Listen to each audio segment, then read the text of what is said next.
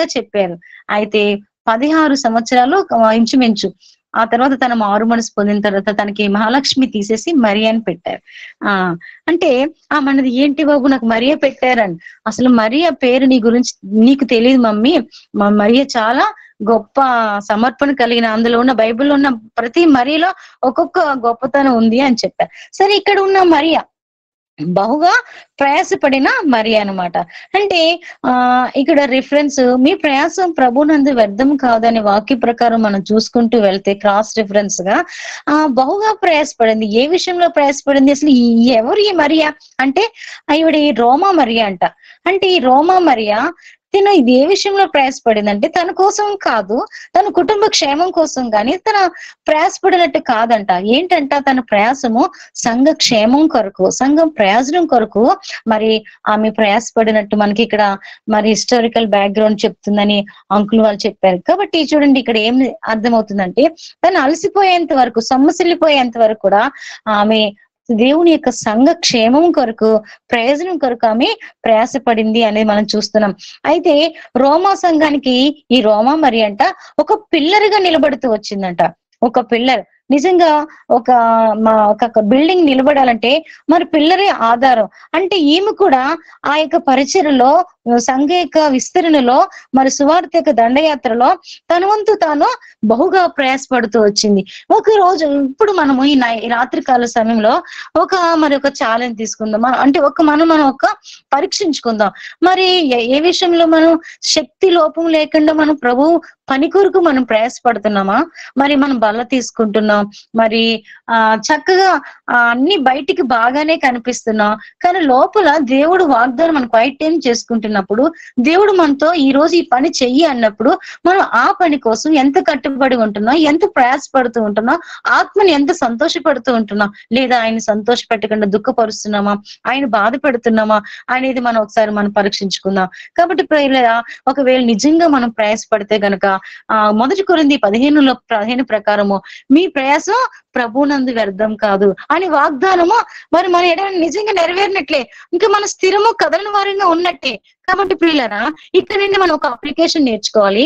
ఈ మరియా, రోమా మరియా సంఘ క్షేమం కొరకు, సంఘంకు ఒక పిల్లర్గా ఉంది, బహుగా ప్రయాసపడింది, అలసిపోయేంత వరకు, సొమ్మసిల్లిపోయేంత వరకు మరి దేవుడి యొక్క ఆత్మ చేత ప్రయాసపడుతూ వచ్చింది.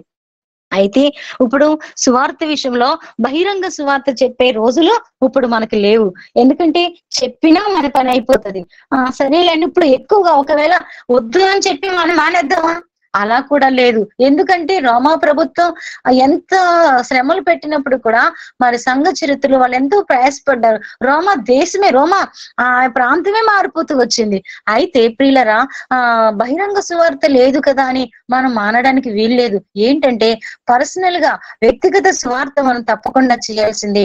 మరి ఎట్లా వ్యక్తిగత సువార్త అంటే మనం దేని విషయంలో ప్రయాసపడాలి అనే దానికి మనం ఈ రోజు ఒక విషయం నేర్చుకోవాలి. ఏంటంటే వ్యక్తిగత సువార్త అది ఎవరు కూడా ఆటంకపరిచే లేదనమాట. ఏ సమయంలో అయినా ఎక్కడైనా చేయొచ్చు. అన్ని వర్గాలకి ఇప్పుడు కలెక్టర్ ఆఫీస్ లో పనిచేస్తున్నావు అంటే అందులో నేను ఏదైనా ఒక పోస్ట్ లో ఉన్నా అనుకో, కలెక్టర్ గారి దగ్గరికి వెళ్ళిపోతుంది సువార్త.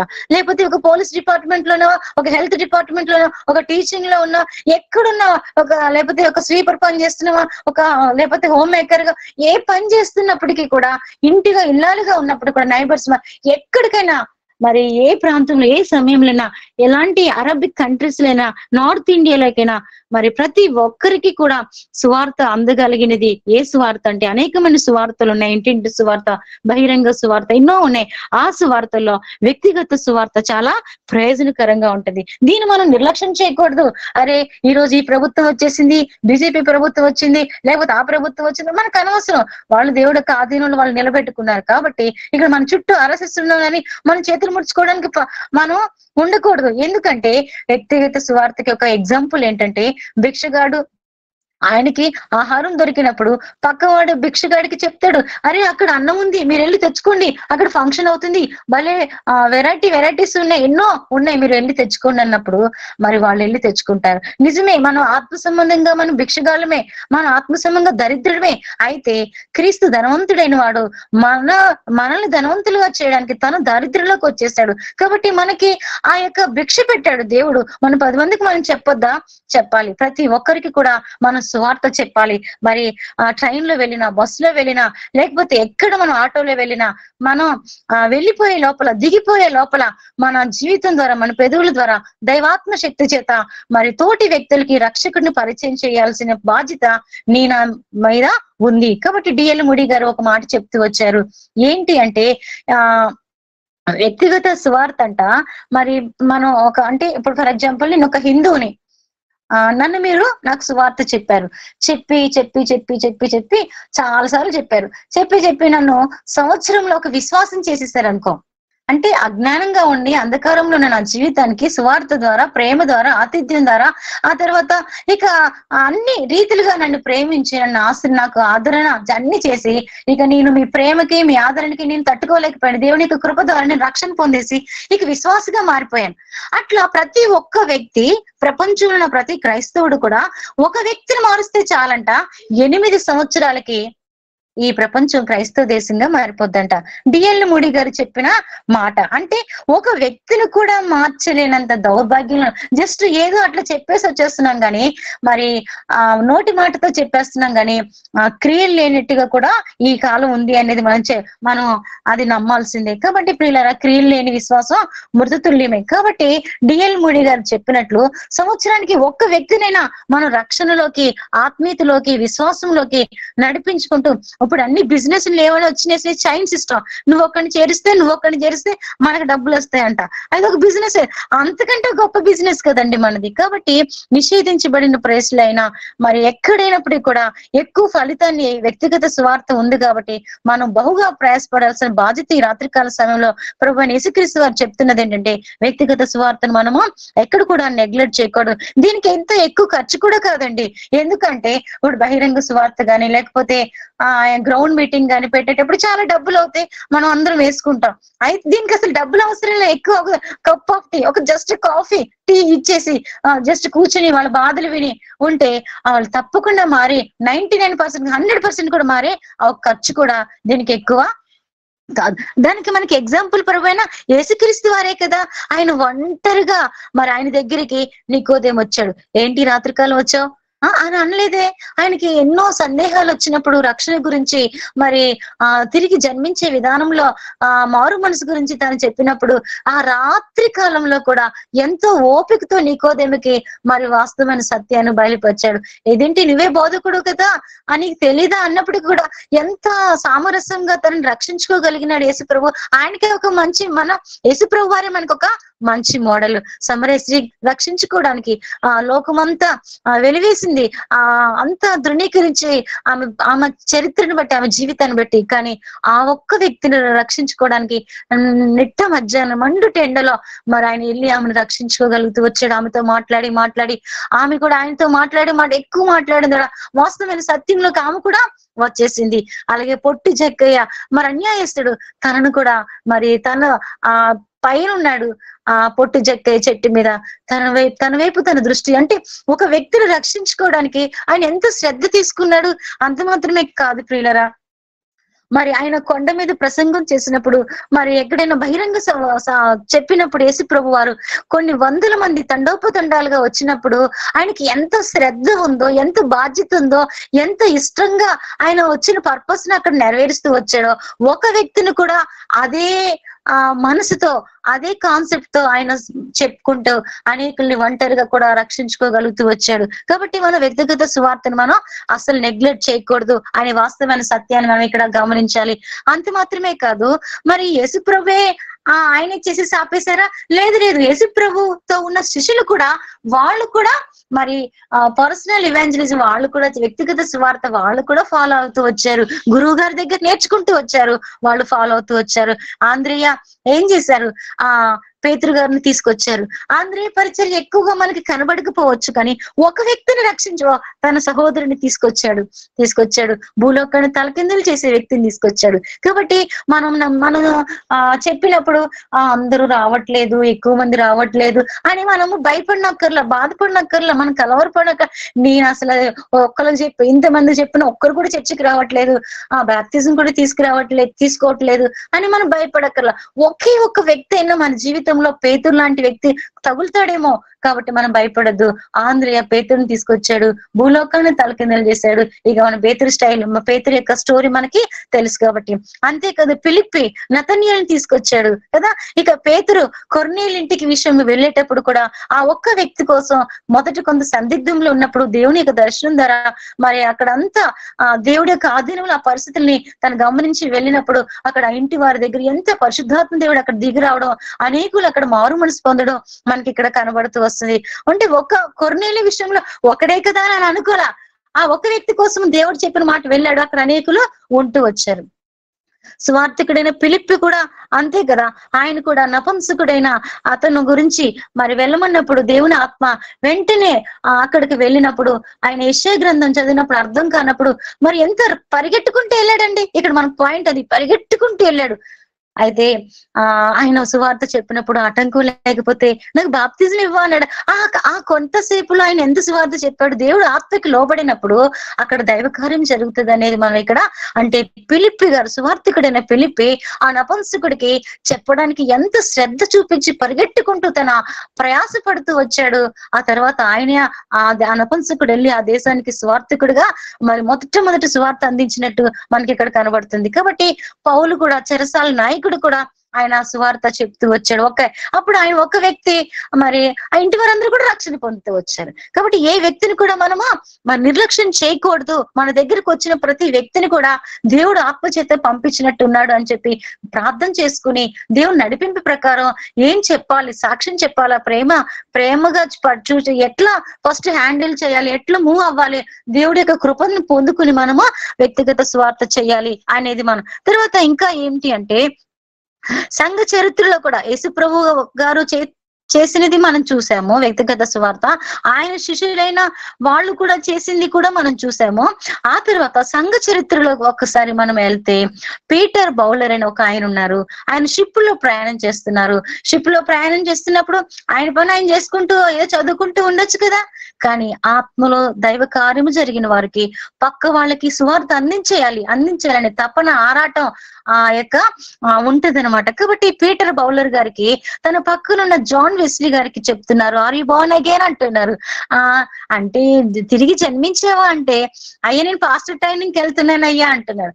సరేలే నువ్వు పాస్టర్ ట్రైనింగ్కి వెళ్తున్నావు కానీ తిరిగి జన్మించిన అనుభవం ఉందా అన్నప్పుడు ఆ మాట ప్రకారం ఇంకా కొంత సంభాషణ జరుగుతున్నప్పుడు మరి పీటర్ బౌలర్ గారు అద్భుతంగా, ఈయన తల్లి చాలా అద్భుతమైన మరి జాన్ వెస్లీ తల్లి గారు సుజన్న వెస్లీ చాలా ఆత్మీయంగా పెంచబడినప్పటికీ కూడా రక్షణలో నేను కొంతమంది సాక్ష్యాలు విన్నప్పుడు చాలా బాగా చెప్తారు, కానీ రక్షణలో వాళ్ళు ఎక్కడో అక్కడ సరిగ్గా లేరనమాట. అంటే పాపక్షమాపణ, పాప నిశ్చయిత వాళ్ళలో కనబడినప్పుడు అయ్యే అద్భుతాలు చేస్తారే, భలే చెప్తున్నారే, పాటలు రాశారు, అన్ని చేశారు, కానీ రక్షణ అనుభవం లేదు వాళ్ళకి అనిపిస్తుంది. కాబట్టి ఇక్కడ జాన్ వెస్లీకి రక్షణ అనుభవం గురించి పీటర్ బౌలర్ ఆ రోజు ఆ షిప్ లో తన ప్రయాణంలో చెప్పకపోతే మరి ఇంగ్లాండ్ దేశంలో మరి అంత మరి ప్రపంచ సువార్థికుడు అక్కడ లెగిసేవాడే కాదు. ఎంత అద్భుతం కదా.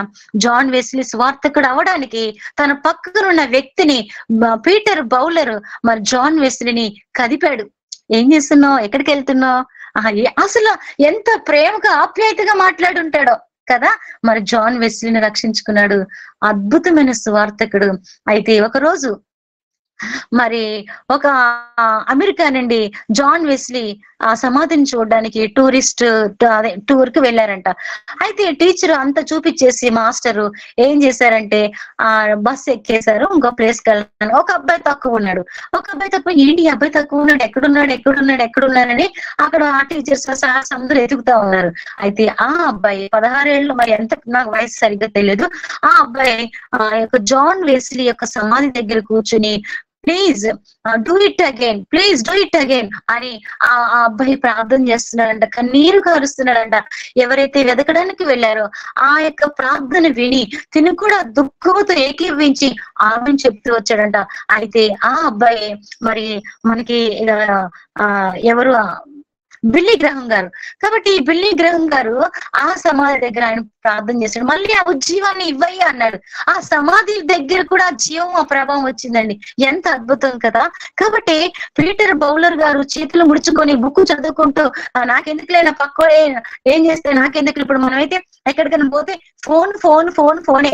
ఈ ఫోన్ లో పాస్టర్ లేరు, విశ్వాసం లేరు, ఆత్మీయులు లేరు, ఎవరు లేరు. పక్క వాళ్ళు హిందువులు ఉన్నారే, దేవుడి గురించి ఏదో విధంగా చెప్దామే ప్రేమతో అని మనకి చచ్చిపోయింది. ఆనాడు మన పూర్వీకులు 10 ఏళ్ల క్రితం, 5 ఏళ్ల క్రితం వరకు చేశారు.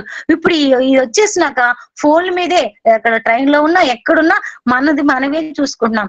కానీ పీటర్ బౌలర్ అలా చూసుకోలేదు. జాన్ వెస్లీని తయారు చేశారు. ఆయన జాన్ వెస్లీ యొక్క సమాధి తర్వాత బిల్లీ గ్రహం గారు ఆ యొక్క జీవం వచ్చిందనమాట. కాబట్టి ఇంకా రెండో వ్యక్తి ఎవరంటే సంఘ చరిత్రలో పీటర్ బౌలర్ గారిని చూసాం, జాన్ వెస్లీని తీసుకొచ్చాడు. మరి ఎడ్వర్డ్ గింబాల్ అని ఒక అతను, ఒక వ్యాపారవేత్త, ఒక బిజినెస్ మ్యాన్. అతను తన వ్యాపారంలో వెళ్తుంటున్నప్పుడు డిఎల్ మూడీని మరి కదిపినప్పుడు అతను దర్శించబడ్డాడు. డిఎల్ మూడీ గొప్ప దైవజనుని అంటే జస్ట్ షార్ట్ అండ్ స్వీట్ గా చెప్పారంటే అంతే. ఏం పెద్ద పెద్ద వాక్యాలు చెప్పేసడం, పెద్ద పెద్ద మర్మాలు ఏం చెప్పలా. యేసు ప్రభు గారి గురించి మీకు తెలుసా అన్నారు. ఏమన్నారో మనకు తెలియదు, కానీ వాళ్ళు ప్రార్థన చేసుకుని ట్రైన్ ఎక్కుంటారు, బస్సు ఎక్కుంటారు. ప్రతి అడుగు ఈ రోజు మార్నింగ్ అంటే నేను ప్రతిరోజు గూగుల్ మీట్ లో నడిపిస్తాను అనమాట. ఒక అక్క గారు వాక్యం చెప్పారు. ఆ అక్క ఏం చెప్పారంటే, మనం పక్కింటికి వెళ్ళినా ప్రార్థన పూర్వకంగా వెళ్ళాలి. అంత్య దినాల్లో ఉన్నాం, శత్రువు గర్జించు సింహం వల్ల ఎక్కడ మింగేద్దామని ఏదో ఒక కీడు, నష్టం, అపాయం తేయడానికి ప్రయత్నిస్తా ఉంటాడండి చెప్పారు అక్క. నిజమే. మరి మనం బస్సు ఎక్కినా ఎక్కడికి వెళ్ళినా మనం ప్రార్థన పూర్వకంగా వెళ్ళినప్పుడు, సువార్త పట్ల భారం కలిగి వెళ్ళినప్పుడు ఒక్క చేపైనా పడుతుందండి, తప్పకుండా పడుతుంది. అయితే ఇక్కడ ఏమిటంటే ఈ యొక్క డిఎల్ మూడీ గారిని మరి గొప్ప దైవజనుడి అవ్వడానికి కారణము మరి ఎడ్వర్డ్ గింబాల్ గారి యొక్క బిజినెస్ అని చూసుకోకుండా మరి ఈ లోక సంబంధమైన బిజినెస్ తో పాటు ఆత్మ సంబంధమైన బిజినెస్ కూడా ఆయన చేస్తూ వచ్చాడు. కాబట్టి గొప్ప దైవజనుడు ఈ ప్రపంచానికి ఆ రోజుల్లో అందించగలుగుతూ వచ్చారు. అంతేకాదు మూడో వ్యక్తి జాన్ బ్రివెట్. ఇతను కూడా బిల్లీ గ్రహం గారు సంపాదించుకుంటూ వచ్చారంట. మరి పేతురు గారు మరి 3000 మంది అయితే ఇతను స్పీచ్ లో 3 లక్షల మంది అనేకులు ఒక్క ఎగ్దం రక్షణ పొందుతూ వచ్చారంట. అంటే ఎంత ఉజ్జీవం వచ్చిందండి. అంటే ఒక వ్యక్తి సువార్త ద్వారా ఎంత అసమానమైన కార్యాలు చేయగలే సామాన్యుల్ని ఎన్నుకోగలుగుతూ వచ్చాడు. కాబట్టి ప్రియులరా, మనము వ్యక్తిగత సువార్త విషయంలో మనం బహుగా ప్రయాసపడాలి.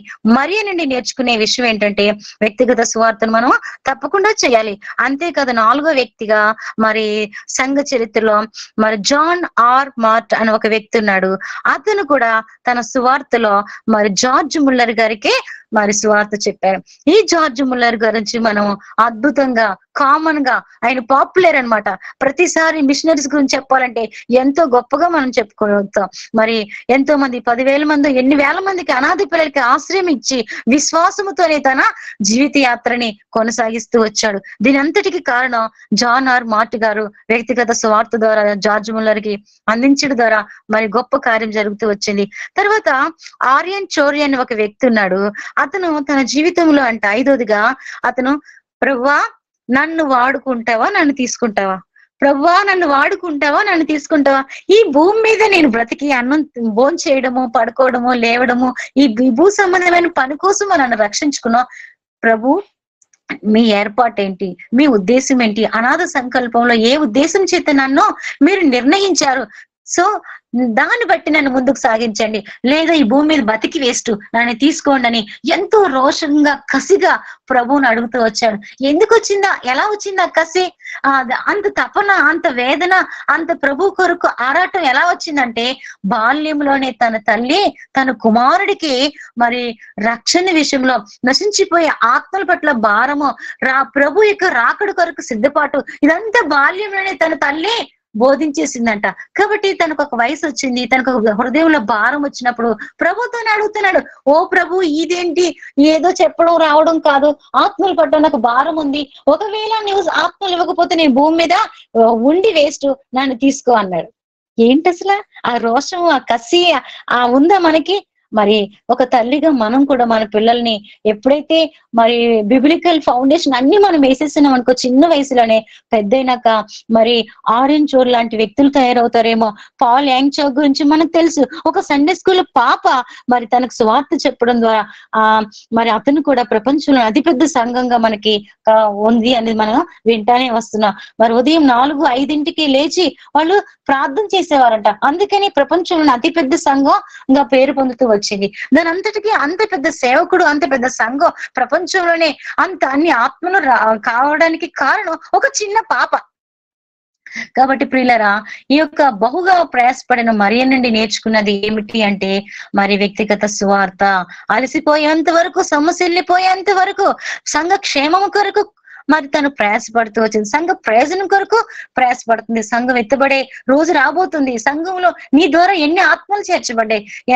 మా అబ్బాయికి చెప్పాను, అరే మరి మనం యూకి వెళ్తా ఉంటాం కాబట్టి మరి ఆత్మల పట్ల భారం, స్టూడెంట్స్ పట్ల భారం కలిగి ఉండాలి, నువ్వు కొన్ని ఆత్మలు రక్షించుకోవాలి అని చెప్పినప్పుడు వాడు వింటూ వచ్చాడు. అప్పుడు నన్ను అన్నాడు, మమ్మీ పాపం నువ్వు చాలా మంది ఆత్మలు రక్షించుకున్నావు కదా, చాలా మంది వెనక్కి వెళ్ళిపోయారు. అంటే ఈ కరోనా తర్వాత వెనక్కి వెళ్ళిపోయారు. వాళ్ళందరూ చాలా మంది కుంటోళ్ళు కన్నావు, ఇంకా అంగవైకల్యం వాళ్ళని కన్నావు, పాపం గుడ్డోళ్ళని కన్నావు, అయ్యయ్యో అని అంటారు. అయ్య బాబా ఇదేంటి ఇలా అంటున్నాడు అనుకున్నా. నిజమే, వాళ్ళు నేను సరైన పునాదిని వేయలేదు. నాకు వాడు చెప్పిన మాటలకి నిజమే, సంఘానికి రావట్లేదు సరిగ్గా, కుంటోళ్ళనే నేను కన్నాను. బైబిల్ చదవట్లేదు చక్కగా వీళ్ళు, అయ్యా నేను గుడ్డోళ్ళనే కన్నాను, అయ్యా నా గర్భంలో నుండి అంగవైకల్యం కలిగిన వారిని కన్నాను, నన్ను క్షమించు, బలార్జును కనడానికి నీ కృపనివ్వని ఆ మధ్యాహ్న కాలంలో అంటే మా ఇద్దరం కలిసి ప్రార్థన చేసుకుని ఈ 2-3 రోజుల్లోనే ఇది జరిగింది. అప్పుడు నాకు కూడా అనిపించింది, బలమైన వ్యక్తులు నాకు ఇవ్వయ్యా అని నేను ప్రార్థన చేసుకున్నా. కాబట్టి మరి ఏంటంటే ఇది నేర్చుకున్నాం. ఇప్పుడు 3 స్త్రీలు అయిపోయారు. 4వ స్త్రీ ఇదే వచనంలో కూడా మనకి కనబడుతుంది. రోమాపత్రిక 16వ అధ్యాయము 7వ వచనము, మీ కొరకు బహుగా ప్రయాసపడిన మరియకు వందనములు, నాకు బంధువులను నా తోడి ఖైదీనైన ఆంద్రోనికును యునియాకును వందనములు, వీరు అపోస్తుల్లో ప్రసిద్ధికెక్కిన వారు, నాకంటే ముందుగా క్రీస్తునందున్న వారు. చూడండి వీళ్ళ గురించి ఏం రాయబడుతూ వచ్చిందంటే, వీళ్ళ గురించి 4 విషయాలు పౌలు గారు మనకి చెప్తున్నారు. దేవుడు ఏం చెప్తున్నారంటే, పౌలుకి బంధువులంట, నెంబర్ 1. రెండోది నా తోడి ఖైదీలు అంటున్నారు. మూడోది అపోస్తులలో ప్రసిద్ధికెక్కిన వారు 3. 4వది నాకంటే ముందుగా క్రీస్తునందున్న వారు అని మనకి వాళ్ళ గురించి చెప్తున్నారు. యునియా అంటే జాలి అని మనకు అర్థమవుతుంది. దీనికి ఏంటంటే బైబిల్ పండితులు చెప్తున్నారు, వీళ్ళు బహుశా వైఫ్ అండ్ హస్బెండ్ అయి ఉండొచ్చు. మన అకులో ప్రిస్కిలా ఎలా అయితే ఉన్నారో, మరి యునియా భార్య, ఆంద్రోనికు భర్త. మరి ఈ యొక్క భార్య భర్తలు పౌలు గారితో ఎంతో హత్తుకుని జీవించినట్టు మనకి ఇక్కడ కనబడుతుంది. దీనికి మనం ఒక క్రాస్ రిఫరెన్స్ చూస్తే 1 పేతురు 1వ అధ్యాయము 5-7 వచనం ఎవరైనా చదువుతారా? 1 పేతురు 1వ అధ్యాయము 5-7 వచనాలు ఎవరైనా ఒకరు చదవండి అక్క.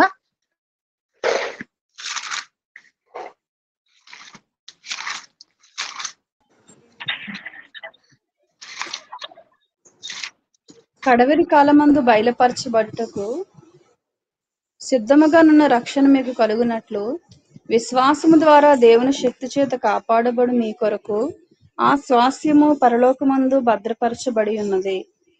ఇందువలన మీరు మిక్కిలి ఆనందించుచున్నారు. కానీ అవసరమును బట్టి నానా విధములైన శోధనల చేత ప్రస్తుతమున కొంచెము కాలము మీకు దుఃఖం కలుగుచున్నది.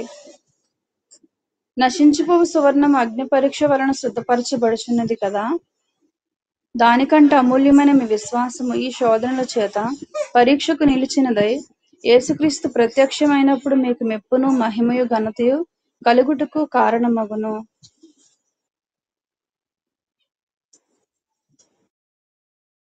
Thank you. ఓకే, ఇక్కడ మనకి ఈ యొక్క రిఫరెన్స్ నుండి మనం ఏం నేర్చుకోనంటే వీరి యొక్క జీవితంలో అమూల్యమైన విశ్వాసం ఉంది అనేది మనం ఇక్కడ గమనిస్తూ రావాలి.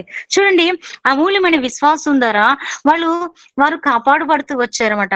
అంటే ఈ విశ్వాసము దేనికంటే పొందబోయే ఆ పరలోకమందున్న స్వాస్యం కొరకు మరి భద్రపరచబడి ఉన్నామని వారు ప్రతి కష్టంలో కూడా, దుఃఖంలో ఎట్లా కష్టాలు వచ్చినాయి సిస్టర్ అంటే నా తోటి ఖైదీలు అంటున్నారు కదా. అంటే వాళ్ళు సేవా పరిచర్యలో పౌలుని ప్రభువుని హత్తుకునే విషయంలో వారికి ఎన్నో శ్రమలు వచ్చినాయి, ఎన్నో శోధనలు వచ్చినాయి. అందుకనే ప్రస్తుతం కొంచెం కాలం మీకు దుఃఖము, అయితే మీ యొక్క విశ్వాసం అగ్ని చేత పరీక్షింపబడుతుంది, ఆ తర్వాత మిక్కిల ఆనందం వస్తుంది మీకు, మీరు భయపడిన అన్న వాగ్దానాన్ని వీరు నెరవేరుస్తూ వచ్చారనేది మనం తెలుసుకోవాలి. కాబట్టి యేసుక్రీస్తు ప్రత్యక్షమైనప్పుడు కలగబోయే ఆ మహిమ ఎదుట, ఆ మెప్పు ఎదుట, ఆ ఘనత ఎదుట ఇది ఎంత అని చెప్పి వాళ్ళు చేస్తారు. కాబట్టి ఇదే పేతురు 5వ అధ్యాయము 10వ వచనంలో కూడా ఒక మాట రాయబడుతూ వచ్చింది. ఏమిటి? 5వ అధ్యాయము 10వ వచనం, తన నిత్య మహిమకు క్రీస్తునందున్న మిమ్మల్ని పిలిచిన సర్వకృపానిధి దేవుడు కొంచెం కాలం మీరు శ్రమపడిన పిమ్మట తానే మిమ్మల్ని పూర్ణులుగా చేసి స్థిరపరిచి బలపరచును. ఈ మాట కూడా వాళ్ళు నెరవేరుస్తూ వచ్చారు. కాబట్టి వారు బంధువులంట, నా తోడి ఖైదీలంట, అపోస్తులలో ప్రసిద్ధికెక్కిన వారంట. నాకంటే ముందు అంటే పౌలు గారి కంటే ముందు మరి యేసుక్రీస్తుని అంగీకరించిన వారు అన్న కనబడుతుంది. కాబట్టి మనం నా తోడి ఖైదీలు అనే మాటని మనం చూస్తే దేవుని కొరకు, దేవుని పరిచర్య కొరకు మరి యునియా మరి చెరసాలు కూడా మరి జైల్లోకి వెళ్ళడానికి కూడా ఆమె ఎంతో త్యాగం చేసిన త్యాగమూర్తి అని మనం అనాలి. ఎందుకంటే కొన్నిసార్లు మన జీవితంలో, మన కుటుంబంలో, మన సంఘం గురించి చెప్పుకుంటున్నాం కదా, మన సంఘంలో ఇప్పుడు నేను వంట చేశాను అనుకోండి, చర్చిలో అసలు ఈ ఉప్పు వేయలేదు, కారం వేయలేదు, ఎవరు వండమన్నారు ఏమని అని కొంతమంది అంటారు. వండిందిలే అంటారు, పాడిందిలే పాట. అట్లా కొంతమంది హేళన చేసే వాళ్ళు కూడా దేవుడు పెడతాడు. ఎందుకంటే మనం ఇంకా షార్ప్ అవడానికి, అంతేగాని బాధపడని అవసరం లేదు. అంటే మెంటల్ గా మనం చాలా గట్టిగా తయారవడానికి దేవుడు అట్లా ముళ్ళు పెడతాడు. అయితే వీటికి మనం ఏం చేస్తామంటే అవమానం రాగానే కుంగిపోతాం, ఏదైనా నింద రాగానే తట్టుకోలేక ఈ అవమానాలు ఏంటి, ఈ విమర్శలు ఏంటి, ఈ నిందలేంటి, కుంగుదలేంటి, అసలు నేను చర్చికే వెళ్ళను, అసలు నేను చర్చిలోనే పాట పాడను, అసలు నేను వంటే చేయను, ఇట్లా నేను ఓడవను. కొంతమంది సేవకులు, పెద్ద సేవకులు మనకి ఏం చేస్తారు, అమ్మ బాగా చెయ్యాలని కూడా, ఏంటి ఇట్లా కడుగుతున్నావు, కొంచెం మంచిగా కడగాలి అని చెప్పినప్పుడు మనం వెంటనే చిన్నపుచ్చుకుంటాం. కానీ ఈమె ఏం చేశారంటే యునియా ప్రభు యొక్క పరిచర్య, దేవుడి యొక్క రాజ్య వ్యాప్తి కొరకు మరి ఖైదీ అవ్వడానికి కూడా, చెరసాలు అవ్వడానికి కూడా ఆమె వెనకాడలేదు. ఎందుకు అంటే నిత్య యేసుక్రీస్తు ప్రత్యక్షమైనప్పుడు నాకు మహిమ కావాలి, మెప్పు కావాలి, నాకు ఘనత తప్పకుండా వస్తుంది, ఆ నిత్య మహిమ కొరకు ఇవి ఎన్నదగినవి కావు ఈ శ్రమలు అని చెప్పి ఆమె మరి సంఘ క్షేమం కొరకు, సంఘ విస్తరణ కొరకు ప్రభుని పౌలుని హత్తుకుని వెళ్ళారు. కాబట్టి నేను నా జీవితంలో ఎందులో అండి ఒక అప్లికేషన్ మనం నేర్చుకోవాలి ఏంటంటే, కృంగుదలకు మనం ఏదైనా, మనల్ని ఎవరైనా కొన్ని అవమానాలు వచ్చినా, కొన్ని నిందలు వచ్చినా, ఏదైనా మనల్ని విమర్శించినప్పుడు మనం తట్టుకోకుండా కాదు, ఇది జస్ట్ ఏంట్రా బాబు దీన్ని నా ఓవర్కమ్ చేయాలని అనుకోవాలి తప్ప మనము ఏడవకూడదు. సరే, దీని నుండి నేను ఒకటి తీసుకున్నాను ఏంటంటే, ఇక్కడ అమూల్యమైన విశ్వాసం గురించి, ఈ యునియా గురించి నేను చెప్తూ వచ్చాను. అయితే విశ్వాసం గురించి కొంత మనం నేర్చుకోవాలని ఆశపడుతున్నా. ఏంటంటే బైబిల్ గ్రంథంలో మత్తయి సువార్తలో అల్ప విశ్వాసం గురించి పలుసార్లు ప్రభువైన యేసుక్రీస్తు సాక్షాత్తు దైవ కుమారుడే అల్ప విశ్వాసం గురించి బోధిస్తూ వచ్చారు. ఏంటి అంటే అల్ప విశ్వాసకు ఉండవలసిన లక్షణాలు 5 నేను ఈ రోజు రాత్రికాలం చెప్పాలనుకుంటున్నా. అయితే ఈమె యునియా మరి అపోస్తులో ప్రసిద్ధికి ఎక్కడానికి కారణం ఏంటి? నాకంటే ముందుగా క్రీస్తునందు ఉన్నవారంటే ఎన్ని శ్రమలు వచ్చినా నిలిచి ఉండడానికి కారణం ఏంటి?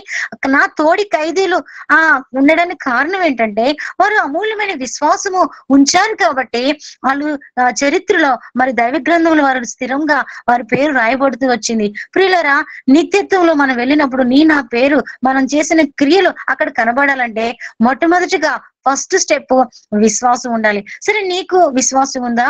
నాకు ఏ పరిమితిలో విశ్వాసంతో కొనసాగుతున్నాము అనేది మనం పరీక్షించుకోవడానికి ఈ లక్షణాలు గనుక ఉంటే మనలో విశ్వాసం లేనట్టే, మనం అల్ప విశ్వాసమే అనేది మనం చూసుకుందాం. అల్ప విశ్వాసకి మరి ఉండే లక్షణాలు 5 ఉన్నాయి. ఏంటో అవి చూద్దాం. మత్తయి సువార్త 6వ అధ్యాయం, నేను చదివించినవన్నీ రోజు మనం వింటా ఉంటున్నాం కాబట్టి నేను జస్ట్ చెప్పుకుంటూ వెళ్తున్నా. మరి మత్తయి సువార్త 6వ అధ్యాయంలో మనం ఒకసారి వెళ్తే 25 నుండి 34 వచనాలు గనుక మనం గమనిస్తే గనుక యేసుక్రీస్తు వారు అల్ప విశ్వాసం గురించి చాలా ఖండితంగా ఖండిస్తూ వచ్చారు. 3.5 ఏళ్ళు యేసు ప్రభువుని వెంబడించిన శిష్యుల్లో బలమైన విశ్వాసం లేదు వాళ్ళకి. అంటే ప్రభు యేసుక్రీస్తు వారు మరణించి తిరిగి మృత్యుండే పునరుద్ధారుడైన తర్వాత వారిలో దైవకార్యము అప్పుడు ఇంకా బలంగా విశ్వాసం వచ్చింది. అయితే ఈ 3.5 సంవత్సరాల్లో ఆయనతో పాటు తిన్నారు, ఉన్నారు, ఎన్నో అద్భుతాలు చూశారు, మరి ఆస్వాదించారు. అయినప్పుడు కూడా వాళ్ళలో బలమైన విశ్వాసం లేదు. అసలు యాక్చువల్ గా చెప్పాలంటే రోజు రోజుకి మన విశ్వాస జీవితంలో విశ్వాసం పెరుగుతూ రావాలి. నేతి బీరకాయలో నెయ్యి లేనట్టు విశ్వాసం జీవితంలో విశ్వాసమే లేదు. ఈ రోజుల్లో అలాగే ఉన్నా. కాబట్టి ప్రియులరా, నేను నా జీవితంలో ఏ విషయంలో విశ్వాసం లేదంటే మత్తయి సువార్త 6వ అధ్యాయం 28 వచనం ప్రకారము అల్ప విశ్వాసికి చింతపడతాడు. ఏంటంట? అల్ప విశ్వాసకి పద్దాక చింతనండి, పద్దాక చింత, అస్తమా చింత పడతానే ఉంటాడు. ఒకే గుండెలోని చింత, ఒకే గుండెలోని విశ్వాసం ఉండడానికి ఆస్కారమే లేదు. ఉంటే చింతనే ఉండాలి, లేదంటే విశ్వాసమైనా ఉండాలి. మన విశ్వాస జీవితంలో ఒక స్త్రీకి ముఖ్యంగా చాలా ప్రాముఖ్యమైన విషయం ఏంటంటే విశ్వాసము. మరి ఏదైనా అయిపోయిందంటే వెంటనే ఏమండి అది తీసుకురండి, ఇది తీసుకురండి అనేస్తాం కదా. లేకపోతే ఒకవేళ డబ్బులు లేకపోయినప్పుడు, ఏదైనా ఎమర్జెన్సీ అయినప్పుడు కొంచెం మనం చింతపడతా ఉంటాం. ఏదైనా మీటింగ్ పెట్టాలంటే రోజులు టైం గడిచి తొందరగా వచ్చేస్తున్న కొద్దీ ఏమి లేకపోతే మనం భయపడుతూ ఉంటాం. కానీ అలాంటి సమయంలో మనం చింతపడకుండా విశ్వాసం ఉండాలి. మరి కాబట్టి ఇక్కడ ఏం చెప్తున్నారంటే చింతపడే వాళ్ళకి ప్రాణం గురించి చింత, దేహం గురించి చింత, రేపేం జరుగుతుందో చింత. అంతే. అవన్నీ 25, 27, 28 వచనాల్లో ఉన్నాయి. కాబట్టి రేపటి గురించి నువ్వు చింతపడుతున్నావా? నీ దేహం గురించి ఏం కట్టుకోవాలో, ఏం ఉండాలని చింతపడుతున్నావా మనం? అయితే ప్రాణం గురించి మనం చింతపడుతున్నామా? అయితే మనలో బలమైన విశ్వాసం లేనట్టే. ఫిలిప్పీ పత్రికలో 4వ అధ్యాయంలో చెప్పబడింది, దేనిని గూర్చి చింతపడకండి, మీ చింత యావత్తు ఆయన మీద వేయండి. ఈ రాత్రికాల సమయంలో ఒక స్త్రీ, ఈ పాప ఇప్పుడే పుట్టారు కావచ్చు, ఒక 1 year కావచ్చు, ఒకలైతే 5-6 ఏళ్ళు కావచ్చు, భవిష్యత్తు విషయంలో అది నాకు ఆడపిల్ల పుట్టేసింది, ఈ పిల్లకి ఎట్లా పెద్ద చేయాలి, ఈ అమ్మాయిని ఎట్లా చదివించాలి, ఈ అమ్మాయికి నేను ఎట్లా, అదంతా మనకు రేపటి గురించి ఎందుకు, దేవుడు ఇచ్చాడు ఆయనే చూసుకుంటాడని బలమైన విశ్వాసం ఉండాలి. గాని బలహీనపరిచే అల్ప విశ్వాసము మనలో ఉండకూడదు. కాబట్టి అల్ప విశ్వాసకి ఉండే మొట్టమొదటి లక్షణము చింత. మనం దేని గురించి చింతపడకూడదు. ఒకవేళ చింతపడితే రాత్రికాల సమయంలో మరి ప్రభు యొక్క చెంత చేరి ఆయన ఆశ్రయిద్దాం, ఆయన చెంత మరి విశ్వాసంతో అడుగుదాం, ప్రభు నన్ను ఎందుకు పద్దాక మరి శత్రువైన అపవాది చింతలో, దిగులుతో, కలవరాలతో నన్ను నీ నుండి దూరం చేస్తున్నాడు, నాలో బలమైన విశ్వాస వాగ్దానం మీద నమ్మకం ఉంచలేకపోతున్నాను, వాడు అటాక్ చేశాడు నన్ను, తండ్రి నన్ను క్షమించని ఆయన రక్తశక్తి చేత కడగబడి నూతనమైన విధానంలో మనం ముందుకు వెళ్దాం. అయితే రెండోదిగా అల్ప విశ్వాసకు ఉండే లక్షణాలు 8వ వచనం, 26వ వచనం, 8వ అధ్యాయము 26వ వచనం ప్రకారము అల్ప విశ్వాసి పద్దాక భయపడతాడంట. అయితే ఇక్కడ చూడండి, 8వ అధ్యాయం 26వ వచనం ఎవరైనా చదవండి. మత్తయి సువార్త 8వ అధ్యాయము 26వ వచనం.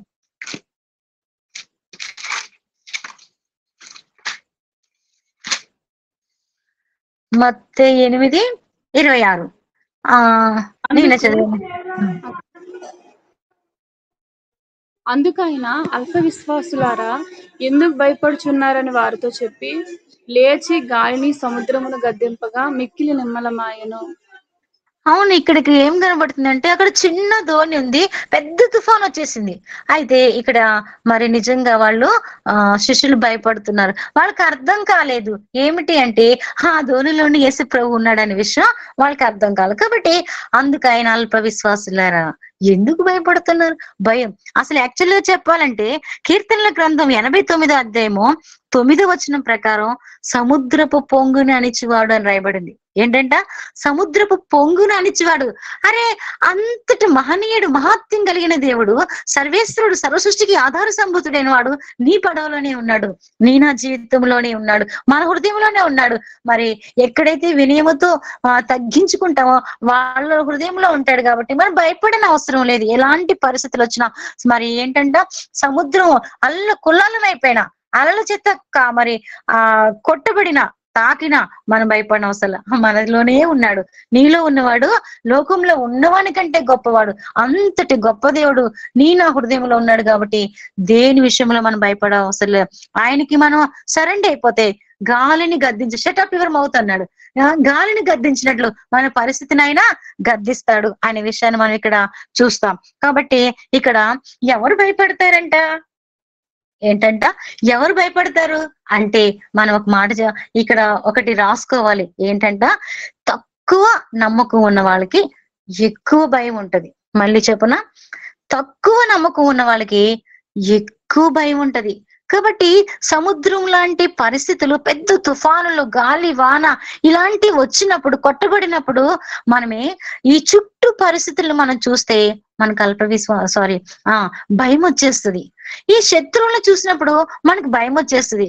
లేకపోతే మనలో మన పవర్ ని చూసుకున్నప్పుడు మనకి భయం వస్తుంది. కాబట్టి తక్కువ నమ్మకం ఉంటే ఎక్కువ భయం ఉంటది. ఈ భయానికి కారణం నీ చుట్టూ ఉన్న పరిస్థితులు కాదు, లేదా నీ శత్రువులు కాదు, నీలో ఉన్న అల్ప విశ్వాసమే దీనికి అంతటికి భయానికి కారణం. ఇలా కూడా మనం చెప్పొచ్చు. కాబట్టి మనం అడుగుదామా, మన ముందున్న భవిష్యత్తు చాలా ఉంది, మన ముందున్న పరిచర్య చాలా ఉంది, మనకు కొంత భయము, ఆందోళన మన చుట్టూ ఆవరిస్తూ ఉంటది. అయితే మనం ఒకసారి అడుగుదాం, మరి భయపడకు అని 365 సార్లు దేవుడు మనతో మాట్లాడుతూ ఉన్నారు. కాబట్టి మనం భయపడొద్దు. మన చుట్టూ పరిస్థితులకి మనం చూసి భయపడొద్దు, మన శత్రువుని చూసి మనం భయపడొద్దు. కాబట్టి నా భయానికి కారణం నా అల్ప విశ్వాసమే. అయ్యా, ఈ రాత్రి కాలంలో నేను భయపడకుండా నా అల్ప విశ్వాసాన్ని నీ రక్తంలో కడిగి పవిత్రపరచయ్యా, పరిశుద్ధపరచయ్యా, నన్ను బలమైన విశ్వాసగా నన్ను చేయి ప్రభా అని మనము అడుగుదాం. మూడోదిగా మత్తయి సువార్త 14:31 గాని 28 గాని ఇక్కడ కూడా అల్ప విశ్వాసి సందేహపడతాడంట. మరి అతను చూసినప్పుడు అంతసేపు పేతురు గారు నడుస్తూ వచ్చారు. ఒకసారి సముద్రాన్ని చూసిన చుట్టుపక్కకి ఇలా చూసినప్పుడు తను సందేహపడంగానే మునిగిపోయి సాగుతాడు, కేకలు వేస్తాడు. అంటే ఇక్కడ ఎందుకు నీకు సందేహం? దేవుడు వాగ్దానం ఇచ్చారు కదా.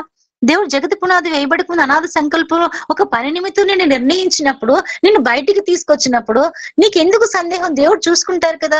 నీకు నాకు సందేహం చాలా అల్ప విశ్వాసంలో ప్రధానమైన కారణం ఏంటి అంటే సందేహపడొద్దు. దేవుడు వెళ్ళమన్నాడా? వెళ్ళిపో. దేవుడు తన పనులు తను చేసుకుంటూ వస్తారు. ఏమిటంటే ఒకసారి మేము వెళ్తూ వస్తున్నాము.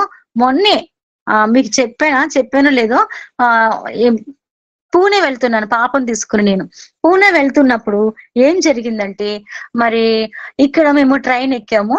మంచిర్యాలలో సికింద్రాబాద్ లో వెళ్ళాలి. 8:30 కల్లా దిగిపోతాం. రాత్రి 12ంటికి ట్రైన్ కదా, చాలా గంటలు ఉన్నాయి కదా అని మేము ఈ ట్రైన్ రిజర్వేషన్ చేసుకున్నాం. సందేహం గురించి చెప్తున్నాను. అయితే ఏం జరిగిందంటే, ఈ ట్రైన్ 12ంటికి వెళ్ళింది. ఆ ట్రైన్ వెళ్ళిపోయింది. ఆ మౌలల్లో ఆపేశాడు. అది 3500 టికెట్స్ ఇద్దరికి. ఎంత భయం అంటే చెప్పడం వేరు, క్రియ వేరు. ఎవరివైనా కొన్ని సందర్భాల్లో మా పాప చాలా స్టాండర్డ్ గా ఉంది. దేవుడు చూసుకుంటాడులే మమ్మీ, ఏం కాదులే, భయపడకు అని ఆమె అందరికి చెప్తుంది. వాళ్ళ ఫ్రెండ్స్ కి, ఇగో ఇక్కడ మేము ఆగిపోయాం, జనగాములో ఆగిపోయాం. ట్రైన్ అక్కడ ఆల్రెడీ మా కోసం దేవుడు 11:30కి 11:40కి వెళ్ళాలి, కానీ 12:10 వరకు ఉంది, మా కోసమే ఉంచాడు కావచ్చు అని ఒకలాగా అనుకున్నాం. ఏదైనా వెహికల్లో మనం మేము వెళ్ళగలమా అంటే ఆయన ఏం చేసిండంట, అక్కడున్న వాళ్ళు 7,000, 5,000, 2,000, 3,000 ఏంటంటే వేలు అడుగుతున్నారు. వామ్మ వద్దులేవే బాబు, అయినంత మనకు సెక్యూరిటీ ఉండదు అనుకున్నాం. సరే, ట్రైన్ వెళ్ళిపోయింది. ఏం చేయాలో అర్థం కాని పరిస్థితి. 12:15 అయింది, అర్ధరాత్రి. ఆడవాళ్ళం ఎక్కడికి వెళ్ళాలో అర్థం కాలేదు. అయితే నిదానంగా నిబ్రంగా మేము ఉన్నాం. అయితే మమ్మల్ని ఫాలోఅప్ చేస్తున్నారు, అటు పూణే నుండి ఇటు గట్కేసర్ నుండి. అయితే వెంటనే వాళ్ళు ఏం చేశారు, మా దగ్గరకు వచ్చేయండి అని వాళ్ళు వెహికల్ పంపించారు. అయితే కొంత సందేహపడినప్పుడు కూడా వెంటనే రికవర్ అయ్యాను. మా పాప ద్వారా నేను వెంటనే రికవర్ అయ్యాను. మమ్మీ, నువ్వు విశ్వాస వీరులు సైతం కూడా నువ్వు బలహీనపరుస్తావు, ఎందుకు దేవుడికి తెలియదని. అయితే తర్వాత రోజు ఏమైందంటే 3,500-600 ఎన్ని డబ్బులు అసలు. అయ్యో ఇప్పుడు ఎట్లా మళ్ళీ రిజర్వేషన్ చేసుకోవాలి. ఆల్రెడీ 7వ తారీఖున అక్కడ జాయినింగ్. ప్రభు అంటే ఒక సిస్టర్ గారు 10,000 రూపాయలు వేశారు. అసలు మేము చెప్పలేదు ఎవరికి చెప్పలేదు. అసలు ఎంత అద్భుతం తెలుసా. దేవుని శక్తిని మనం సంకోచించిన సందర్భాల్లో దేవుని కార్యాలు మనం అనుభవించలేం. అట్లా దేవుని శక్తిని ఆశ్రయిస్తే దైవశక్తి ద్వారా ఎన్నో కార్యాలు చూడగలం. ఆ 10,000 పట్టుకుని మరలా 3,500 రిజర్వేషన్ చేసుకుని మళ్ళీ వెళ్ళి అక్కడ క్యాబ్ ఆ డబ్బులన్నీ మాకు సరిపోతూ వచ్చినాయి. ఇంక పాప కొంటూ వచ్చా. అంటే సందేహము అనేది మన జీవితంలో ఉన్నప్పుడు మరి మనం దేవుడి కార్యాలు చూడలేం. అల్ప విశ్వాసి 4వదిగా సందేహపడతా వస్తాడు. కాబట్టి పరిస్థితులు మారవలసిన పని లేదు, మన చూపు మారితే చాలు అనేది మనం ఇక్కడ రాసుకోవచ్చు. ఏంటంట, పరిస్థితులు మారవలసిన పని లేదు, మన చూపు మారితే చాలు. అంటే ప్రభుని యేసుక్రీస్తు వైపు మనం చూస్తే గనక ఆయన ఏ దిక్కు నుండైనా మనకు సహాయం చేయగల సమర్థుడైన. కాబట్టి అల్ప విశ్వాసి 3వదిగా సందేహపడతాడు. 4వది ఏంటంటే, ఇక్కడ మనకి ఒక దగ్గర కనబడుతుంది. వాళ్ళు ఏం చేస్తారంటే, శిష్యుల దగ్గరికి ఒక దయ్యం పట్టిన కుమారుని తీసుకుని వస్తే 9 మంది కిందన ఉంటారు, పైన 3 రూపాంతర అనుభవంలోకి మరి పేతురు వాళ్ళని తీసుకెళ్తాడు యేసు ప్రభు అక్కడ. అయితే ఈ 9 మంది దగ్గరికి వీళ్ళు వచ్చినప్పుడు తండ్రి కుమారుని తీసుకొచ్చినప్పుడు ఏం చేస్తాడంటే, ఎవరు యోధా అని ఉంటాడు. యేసుక్రీస్తు నామంలో దెయ్యాలు పోతే నేనే వెళ్ళగొట్టేస్తాను అని చెప్పి ఆయన యేసు నామంలో బంధించు అని ప్రార్థన చేసి ఉంటాడు. ఇట్లా తోమ మరి అతను కూడా ఓకే అల్ప విశ్వాసం ఉంటది కదా, ఆయన ఇట్లా 9 మంది కూడా ఉదయం 9 నుండి 4 గంటలు అనుకుందాం మామూలుగా మనం యేసునామంలో పో పో పో పో అని ప్రార్థించిన ఆ దెయ్యము పోలేదు, ఆ తండ్రిలో ఉన్న విశ్వాసం కూడా సన్నగిలిపోయింది. ఇక చాలే నేనెంతో ఆశతో వచ్చాను అని చెప్పి ఆ యొక్క కుమారుణ్ణి తీసుకుని ఆ తండ్రి వెనక్కి వెళ్ళిపోయే సమయంలో వెంటనే ఆ పైనండి కొండ దిగుతున్నారు వీళ్ళు 4. అప్పుడు జన సమూహం అంతా ప్రభు వారు వస్తున్నారంటే అప్పుడు నేను పరిగెట్టుకెళ్ళి నీకేదైనా అయితే నా కుమారుని రక్షించని రీతిగా చెప్పినప్పుడు నువ్వు విశ్వసిస్తే చాలు, నమ్మితే ఆయనకి ఏమంటారు, నమ్ముటిని వాళ్ళైతే నమ్మవానికి సమస్తము సాధ్యమే అంటారు. అంటే తండ్రి యొక్క విశ్వాసాన్ని కూడా వీళ్ళు ఆ యొక్క శిష్యులు సన్నగిలిపి చేస్తారు. అప్పుడు కోపడతారనమాట, అడుగుతారు శిష్యులు మేము ఎందుకు చేయలేకపోతే, వీళ్ళు అల్ప విశ్వాసం కారణం చేతనే దైవ కార్యాలు జరగలేదు, స్వస్థత రాలేదు అని అంటే. కాబట్టి కొన్నిసార్లు మనం ఎంత ప్రార్థన చేసినా జవాబు రాకపోవడానికి కారణం కూడా మరి మన అల్ప విశ్వాసమే. కాబట్టి ఇంకా 5వదిగా అల్ప విశ్వాసి దేవుని కార్యాలను మర్చిపోతా వస్తాడు. అరే గతంలో ఎంత అద్భుతంగా చేశాడు, ఆ ఎంత భయంకరమైన పరిస్థితిలో మనము కొట్టి మిట్టాడుతున్నప్పుడు ఆయన సాక్షాత్తు మరి ఎంత నేరుగా మనం చూసామో ఆనందించాము, మరి ఎంతో మందికి మనం చెబుతూ వచ్చాము. మరి ఇప్పుడు పరిస్థితుల్లో ఆయన చేస్తారు, కానీ మళ్ళీ అల్ప విశ్వాసం మళ్ళీ జారిపోతా వస్తాం అనమాట. ఈ సీజన్లోనే అట్లా పైకి కిందికి ఆ గీతలు ఉన్నట్లు ఒకసారి పైకి విశ్వాసం ఉంచుతాము, భలే స్థుతిస్తాము, భలే ఆరాధిస్తాము, మళ్ళీ వెంటనే డౌన్ అయిపోతాం. మళ్ళీ అట్లా ఉండకూడదు. అల్ప విశ్వాసకి 5వది ఏంటంటే దేవుని కార్యాలని మరిచిపోతాడు అనేది ఇక్కడ మనకి ఒకటి అర్థమవుతుంది. కాబట్టి ఈ రోజు మనం ఇద్దరు గురించి మనం చూసుకున్నాం. బహుగా ప్రయాసపడిన మరియ గురించి, అంటే వ్యక్తిగత సువార్తను మనము నెగ్లెక్ట్ చేయకూడదు అనేది మనం చూసుకున్నాం. యూనియా భార్య భర్తల విషయంలోకి వస్తే వీళ్ళు ఆంద్రోనికు యూనియా వాళ్ళు త్యాగం వారు ఎంత చేస్తూ వచ్చారో. అయితే మనం కూడా ఇవన్నీ చేయకపోయినా జస్ట్ విశ్వాసంలో కూడా మనము మరి ఆగిపోతున్న, విశ్వాసంలో ముందుకు వెళ్ళలేకపోతున్నామేమో ఒకసారి మనం పరీక్షించుకుందాం. ఒక్క మిషనరీ గురించి చెప్పి నేను ముగించేస్తాను, ఎందుకంటే ఇది వద్దులే అని అనిపిస్తుంది. ఇక్కడ దేవుని ఆత్మ మరి నన్ను ఎందుకో 5 నిమిషాలు 10 నిమిషాలు అయిపోతుంది. చూడండి, ఒక మిషనరీ గురించి మనకి అందరికీ తెలుసు, జాన్ హైడీ గురించి. మరి ఈ జాన్ హైడీ గారు మరి తన తండ్రి స్మిత్ గారు, తల్లి హ్యారిస్, వీళ్ళు ప్రార్థనా పరులంట. తల్లిదండ్రులు ఎవరు? ప్రార్థన పరులంట. ఎప్పుడైతే ఏ తల్లిదండ్రులు అయితే ప్రార్థన పరులు ఉంటారో, అంటే ఏ క్వాలిటీ వస్తుందో అదే పిల్లల్లో కూడా ఆ ప్రభావం వస్తుంది అనమాట. అయితే ఇప్పుడు జాన్ హైడీ గారు 1865లో నవంబర్లో అమెరికా ప్రాంతం ఎలెన్స్ అనే రాష్ట్రంలో ఆయన ఆ యొక్క కెరెల్స్ అనే సిటీలో ఆయన జన్మిస్తూ వచ్చారు. ఎప్పుడు 1865లో నవంబర్లో. అయితే 1892లో ఇండియాకి పంజాబ్ ప్రాంతానికి ఒక మిషనరీగా ఈ మన ఇండియాకి అడుగు పెట్టాడు. అయితే ఇక్కడ ఈ దీని గురించి మనం ఒకసారి ఆలోచిస్తే మొట్టమొదటిగా వాళ్ళ పేరెంట్స్ గురించి చూసుకున్నాము. రెండోది ఏంటంటే ఆయన రూపం ఎలాంటిది, ఆయన ఎలా ఉంటాడంటే చాలా బక్కగా ఉంటాడంటండి, ఎముకలు కనబడతాయంట, చాలా బలహీనంగా ఉంటాడంటండి, మెల్లగా మాట్లాడతాడంట.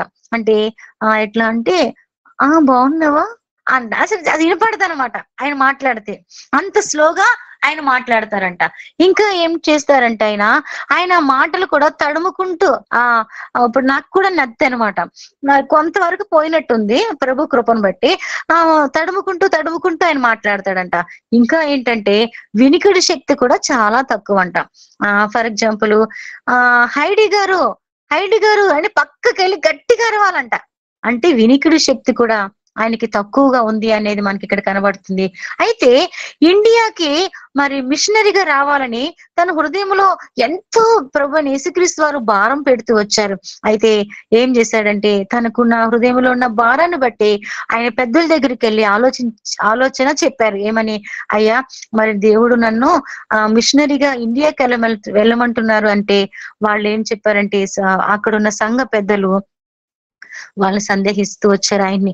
నువ్వు మాటలే సరిగ్గా రావు, నువ్వు మెల్లగా మాట్లాడుతావు, ఒక స్కెల్టన్ లా ఉన్నావు, చూడడానికి ఒక ముచ్చటగా లేవు, ఒక అందం లేదు, అసలు మాటలు రావు, వినపడదు, నీవా అని చెప్పి తన యొక్క విజన్ ని, తన యొక్క భారాన్ని వాళ్ళు తిరస్కరిస్తూ వచ్చారు. పలుసార్లు ఆయన వెళ్తూ వచ్చారంట, వాళ్ళు తోసేస్తూ వచ్చారంట. అయితే నువ్వు మిషనరీ పనికి నువ్వు పనికి రావు అన్నట్టుగా వాళ్ళు వ్యవహరిస్తూ వచ్చారంట. ప్రియులరా, అట్లా పలుసార్లు పెద్దల దగ్గరికి వెళ్ళి బతిమాలుకుంటూ వచ్చాడంట. అయితే భారతదేశానికి సువార్త చెప్పాలని తనలో ఉన్న ఆ తపనని, తనలో ఉన్న ఆ భారాన్ని ఆఖరికి ప్రభువైన దేవుడే ఆ పెద్దల యొక్క మనసుని కుదుటపరిచి మరి వాళ్ళు తర్వాత ప్రార్థించి చేతులుంచి అభిషేకించి వాళ్ళు పంపించారంట. అయితే చూడండి, ఇంత బలహీనుడైనప్పటికీ, ఇప్పుడు ఆయన రూపాన్ని నేను చెప్పాను, రెండోదిగా. మూడోదిగా, ఇంత బలహీనుడైనప్పటికీ కూడా హైడి యొక్క ప్రత్యక్షత ఏంటంట, మనం అంతా హ్యాండ్సమ్ గా ఉంటాం, 6 అడుగులు అందగాలుగా ఉండొచ్చు, చక్కగా ఆడవాళ్ళం, భలే రూపం అంతా బాగుంటది, కానీ దైవ ప్రత్యక్షత స్త్రీలకి చాలా తక్కువ ఉంటది అనమాట. చూడండి, ఇతని యొక్క ప్రత్యక్షత ఏంటో చూద్దాం. బాహ్యంగా ఆయన అంత వికారంగా కనబడినప్పుడు కూడా ఆధ్యాత్మికమైన సౌందర్యం అతను ఎలా ఉన్నాడు అంటే ఒంటి మోకాళ్ళ ప్రార్థన వీరుడంటండి. ఏంటంట, ఒంటి మోకాళ్ళ ప్రార్థన వీరుడంట. ఆయన దైవ ప్రత్యక్షత మోకాళ్ళ ప్రార్థన యొక్క అనుభవం అనమాట. మధ్యాహ్నం 2 అయింది, చిన్న అసిస్టెంట్ పాస్టర్ గారు వచ్చి, అయ్యా మరి అన్నం భోంచేద్దాం రండి, 2 అయిపోయింది కదండి అనంటే ఆయన అంటారంట, జాన్ హైడి గారు పిలిచిన ఆయనతో అంటారంట, ఇంకా కొంచెం సేపు భారతదేశ ప్రజల కొరకు, ఆత్మల కొరకు అలమటిస్తానయ్యా, మీరు వెళ్ళి భోంచేయండి, ఇంకా కొంచెం సేపు ఆత్మల కొరకు అలమటిస్తా అని అంటాడంటండి. మనమైతేనా ఒకటి అయిపోతే చాలు, ఆ సేవకుడన్నా కొంచెం 5 నిమిషాలు ఎక్కువైనా 10 నిమిషాలు ఎక్కువైనా ఆయన చూస్తారు, చేయి కూడా చూపిస్తారా, కొంతమంది వాచి కళ్ళు వైపు చూపిస్తారు, అంటే ఇంకా ఆపే ఇక జాలే, ఆకలేస్తుంది, షుగర్ పేషెంట్లు ఎక్కువైపోయారు అని. అది వాస్తవమే కావచ్చు, టైం ప్రకారం మనము మెయింటైన్ చేయాల్సిందే, సంఘం అన్నాక అన్ని క్రమంగా ఉండాలి. కానీ ఇక్కడ మనం ఏంటంటే ఆత్మల కొరకు తన భోజనాన్ని కూడా ఆయన లెక్క చేయలేదు. అంటే ఆత్మల కొరకు అలమటించడానికి ఆయన ఎంత ప్రార్థన చేస్తున్నాడు, ఎంత విజ్ఞాపన చేస్తున్నాడు. ఆయన ఎవరండి, పరాయి దేశం, ఎక్కడో దేశం నుండి, మరి అమెరికా నుండి భారతదేశానికి ఒక మిషనరీగా వచ్చి మరి భోజనానికి రాలేదు, నేను కంఫర్ట్ జోన్ అన్ని సంపాదించుకోవడానికి రాలేదు, నా ఆరోగ్యం కోసం కాలేదు, నన్ను కూడబెట్టుకోవడానికి రాలేదు, ఆత్మల యొక్క సంపాదన కోసం నేను వచ్చానని చెప్పి జాన్ హైడి అలా ప్రార్థన చేశారంట. అయితే ఇక్కడ ఏంటంటే ఆయన పక్కకెళ్ళి, ఒకవేళ నేనే నిలబడ్డాను అనుకో, ఆయన పక్కకెళ్ళి ఊకే ఏంది అసలు, ఈయన ఏం చేస్తాడు అసలు, ఆయన నిజంగా ప్రార్థన చేస్తాడా ఏం లేడా అని మనలాంటి కొంతమంది పరీక్షిస్తా ఉంటాం కదా. ఆయన పక్కకెళ్ళి నిలబడితే తెలుస్తుందంట, ఏం వినబడతాయి తెలుసా, నిట్టూర్పు వినబడుతుందంట. భారతదేశ ప్రజల కొరకు నిట్టూర్పు విడుస్తారంట ఆయన, విజ్ఞాపన చేస్తారంట. భారతదేశ అజ్ఞానంలో ఉన్న ప్రజల కొరకు, జీవం లేని వాటిని మరి సృష్టిని పూజిస్తున్న ఈ ప్రజలను చూసి తల్లడిల్లిపోయి విజ్ఞాపన చేస్తా ఉంటారంట. మూలుగుతూ ఉంటాడంట ఆయన. ఆయన ప్రార్థనా గదిలోకి వెళ్ళిపోయి మనం ఒకసారి తొంగి చూస్తే పక్కకు నిలబడితే ఏం కనబడుతుంది అంటే నిట్టూర్పులు, విజ్ఞాపనలు, మూలుగులు కనబడుతున్నాయి. సరే ప్రార్థనా గదిలోకి ఆయన ప్రార్థనా గదిలో ఊకే ఈ గదిలోనే ఉంటాడు, ఏం చేస్తాడు, పడుకుంటారా, ఏం చేస్తారని చెప్పి ఒకవేళ తొంగి చూస్తే, ఒకవేళ మనం తొంగి చూస్తే ఏం కనబడుతుందో తెలుసా? ఆ గదిలోని కన్నీటి దారులు భారతదేశ ప్రజల కొరకు ఆ ఏరులై పారుతాయంట. ఇర్మియా గారు ఆనాడు ఆ ప్రజల కొరకు ఏరులై పారినట్లు, విలపించినట్లు, ప్రలాపించినట్లు మరి ఆ యొక్క ప్రవక్త ఈయన కూడా భారతదేశ ప్రజల కొరకు కన్నీరు కారుస్తూ ఉంటున్నాడంట. ఇంకా ఏం చెప్పమంటారా? నేల మీద బోర్లు పడి ప్రార్థన చేస్తాడంటండి. బోర్లు పడి, ఒక విధంగా చెప్పాలంటే సాష్టాంగ నమస్కారం అంటే సాష్టాంగం అంటే ఇట్లా అన్ని మునికి కాళ్ళు, మోకాళ్ళు, మోచేయి అంతా కూడా ప్రభు నీకు సాగిలు పడుతున్నా, నేను బోర్లు పడిపోతున్నా, ఈ దేశ ప్రజలను రక్షించువా అని. ఈనాడు ఇంత మనం బైబుల్ చదువుతున్నామంటే, వాక్యం వింటున్నామంటే, మందిరానికి వెళ్తున్నామంటే, మరి ఎంతమంది మిషనరీస్లుగా కన్నీటి ప్రార్థన, వారి కన్నీటితో ఈ నేలను దున్నేశారు. దాని ఫలమే మీరు, నేను. కాబట్టి ప్రియులరా, మరి తొంగి చూస్తే కన్నీరు దారాలు కనబడుతున్నాయి, నేల మీద పడి బొర్లాడుతున్నట్టు దృశ్యం మనకు కనబడుతుంది. సరే, ఇంకా ఆగంగా మనం పక్కకి వెళ్ళినా ఆగట్లేదు, తొంగి చూసినా ఆగట్లేదు. సరే గదిలోకి వెళ్ళిపోదాం అని చెప్పి మనం గదిలోకి వెళ్ళిపోయి, జాన్ హైడిగర్ యొక్క గదిలోకి వెళ్ళిపోయి మనం ఒకసారి చూస్తే కనుక అక్కడ ప్రసవ వేదన పడే స్త్రీలు, మనకి నార్మల్ డెలివరీ అయితే తెలుస్తుంది కదా, మనందరము మరి ప్రసవించిన వాళ్ళని కొంతమంది స్త్రీలుగా ఆ బాధ ఏంటో మనకు తెలుసు. మరి గలతీ పత్రిక 4:19 మరి మీ విషయంలో నాకు ప్రసవ వేదన పడుతుందన్న ఆ యొక్క పౌలు యొక్క అనుభవంలో ఇతను కూడా భారతదేశ ప్రజల యొక్క విమోచన కొరకు, రక్షణ కొరకు ఆయన ప్రలాపించడమే కాకుండా ప్రసన్న వేదన పడుతున్నారంటండి. ఆ దృశ్యం అక్కడ మనకి కనబడుతూ వస్తుంది.